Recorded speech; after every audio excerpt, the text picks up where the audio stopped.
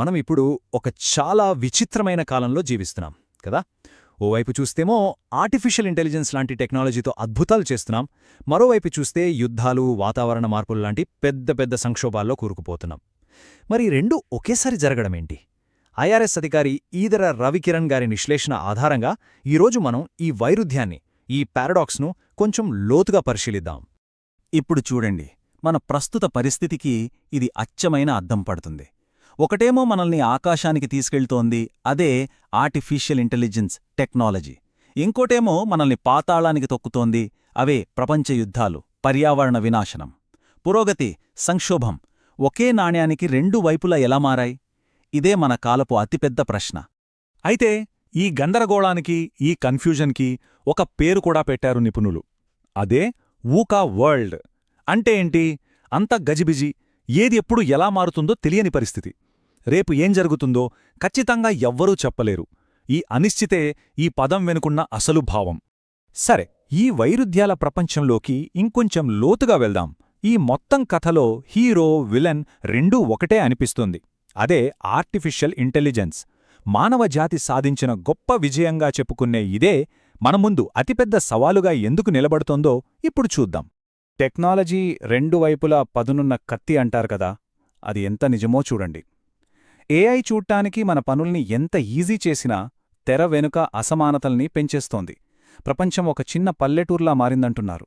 కాని ఒక మూలన మొదలైన చిన్న సమస్య కూడా ఇప్పుడు ప్రపంచం మొత్తాన్ని చుట్టేస్తోంది. ఇక సోషల్ మీడియా సంగతి చెప్పక్కర్లేదు.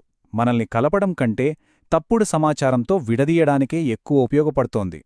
అంటే ఒక సమస్యకు పరిష్కారం కనుక్కునే లోపే ఆ పరిష్కారమే మరో కొత్త సమస్యగా మారుతోంది.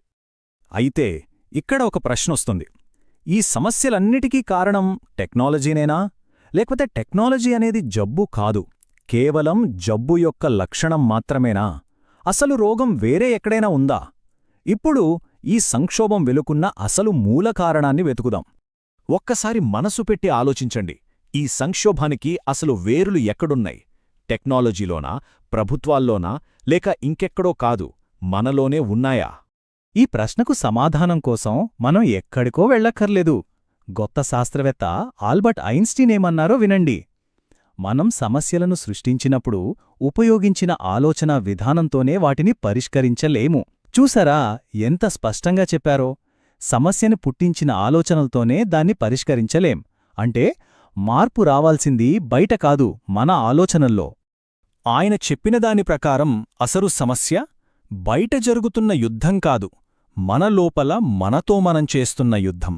అధికారం కావాలన్న పోరాటం, భవిష్యత్తు ఎలా ఉంటుందోనన్న భయం, అంతులేని ఆశ, ఇవే కదా బయట ప్రపంచంలో మనకు సంక్షోభాలుగా కనిపిస్తున్నాయి. అంటే విషయం చాలా క్లియర్. వ్యవస్థ మారాలంటే ముందు వ్యక్తి మారాలి. మార్పు మనలోంచి మొదలవ్వాలి. సరే, ఆలోచనలు మారాలి, మనం మారాలి అంటున్నాం. బానే ఉంది. కాని ఎలా? ఆ దారి ఎక్కడుంది? మీకు ఆశ్చర్యంగా అనిపించొచ్చు, కాని ఈ లేటెస్ట్ ఏఐ యుగం సమస్యలకు పరిష్కారం 100 ఏళ్ల క్రితమే గాంధీజీ చూపించారు. అవును, ఆయన చెప్పిన ఫిలాసఫీ నేటి మన సమస్యలకు ఎలా పరిష్కారం చూపుతోందో ఇప్పుడు చూద్దాం. గాంధీజీ చెప్పిన వాటిలో మొదటిది, అతి ముఖ్యమైనది సింపుల్ లివింగ్, అంటే సరళ జీవనం. ఏంటిది? చాలా సింపుల్. మన కోరికల్ని తగ్గించుకుని అవసరాలకు ఎక్కువ విలువ ఇవ్వడం. ఇందాక మనం మాట్లాడుకున్నాం కదా, అంతులేని ఆశ, దురాశ అని. వాటికి సరైన మంది ఇదే. ఇక ఆయన చెప్పిన మరో అద్భుతమైన ఐడియా గ్రామస్వరాజ్యం. అంటే ప్రతి ఊరు, ప్రతి చిన్న కమ్యూనిటీ వాళ్ల కాళ్లమీద వాళ్లు నిలబడటం. అంతేకాని ప్రతిదానికి పెద్ద పెద్ద నగరాలమీదో, ప్రభుత్వాలమీదో ఆధారపడటం కాదు. ఇప్పుడున్న సిస్టంకి ఇది కంప్లీట్గా ఆపోజిట్ ఆలోచన. గ్రామస్వరాజ్యం అనగానే అదేదో పాతకాలపు మాటలా అనిపిస్తోందా? కానిక్కడ చూడండి, ఈరోజు మనం చాలా గొప్పగా చెప్పుకుంటున్న circular economy, universal basic income లాంటి కొత్త కొత్త ఐడియాలకి మూలం గాంధీజీ చెప్పిన ఆ మాటల్లోనే ఉంది.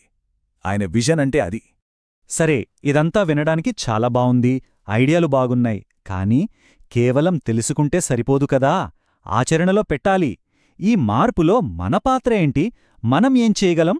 దాని గురించిప్పుడు మాట్లాడుకుందాం. మనం ఎప్పటికీ మర్చిపోకూడని ఒక నిజముంది. టెక్నాలజీ అనేది ఒక ఆయుధం మాత్రమే.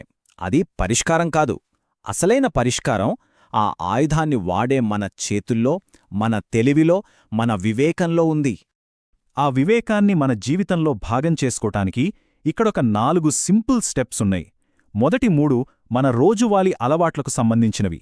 వస్తువుల వాడకం తగ్గించడం, అనవసర ప్రయాణాలు ఆపడం, పర్యావరణానికి మేలు చేసే పనులు చేయడం. కానీ అన్నింటికన్నా పవర్ఫుల్ స్టెప్ 4ది, మన ఆలోచనా విధానాన్ని మార్చుకోవడం. ప్రతి విషయాన్ని ప్రశ్నించడం, కొత్త విషయాలు తెలుసుకోవాలనే తపన కలిగి ఉండటం. ఎందుకంటే అసలైన మార్పు మొదలయ్యేది ఇక్కడే కదా.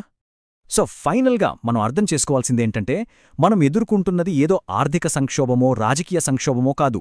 ఇది మానవజాతి మనుగడకు సంబంధించిన సంక్షోభం. మన అస్తిత్వానికే ఇదొక పెద్ద సవాలు. ఈ సవాలుని మనం ఎలా ఎదుర్కొంటామనేది మన ఆలోచనా పరిణితి మీదే ఆధారపడి ఉంటుంది. వేదవ్యాస అకాడమీ తరపున ఈ విశ్లేషణను చూసినందుకు ధన్యవాదాలు. ఈ మొత్తం అంశంపై మీ అభిప్రాయాలను కింద కామెంట్స్లో తప్పకుండా చెప్పండి. ఇలాంటి మరిన్ని ఆలోచింపజేసే విశ్లేషణల కోసం మా ఛానల్కు సబ్స్క్రైబ్ చేసుకోండి. వెళ్లే ముందు మనందరం మనస్సాక్షితో వేసుకోవాల్సిన ఒకే ఒక్క ప్రశ్న: మన తర్వాత రాబోయే తరాలకు మనం ఎలాంటి ప్రపంచాన్నిచ్చి వెళుతున్నాం? దీనికి సమాధానం ఎక్కడో లేదు, మన చేతల్లో, మన